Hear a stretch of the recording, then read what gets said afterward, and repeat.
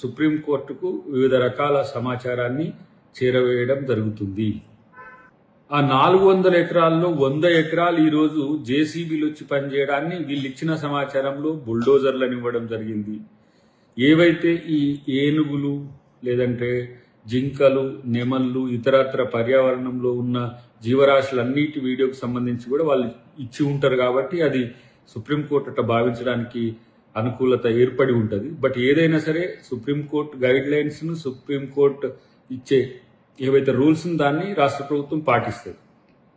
సమస్య ఏంటంటే ఈరోజు 100 ఎకరాల్లో జరుగుతున్న అంశాల మీద చర్చ ఉంది. కానీ ఛత్తీస్గఢ్లో 2,72,000 ఎకరాల భూమిలో 92,000 పైచిలకు ఇవాళ చెట్లను అదానీ కంపెనీ నరికివేయడానికి కాంట్రాక్ట్ తీసుకున్నది, ఒక పవర్ కంపెనీకి సంబంధించిన అంశంలో. అట్లాంటి విషయాల్లో కూడా రాష్ట్ర ప్రభుత్వాలు చేస్తున్న వాటి మీద కూడా సుప్రీంకోర్టు సూమేటుగా తీసుకోవాల్సిన సందర్భం ఉంది. హైకోర్టు కూడా సూమోటోగా తీసుకోవాల్సిన అవసరం ఉంది. ఎందుకంటే ఈరోజు మోడీ గారి నుంచి మొదలు పెడితే ఇక్కడ ఉండే స్థానికంగా ఉండే విపక్షాలన్నీ కూడా సేమ్ అదే ఆలోచనతో ఉన్నాయి.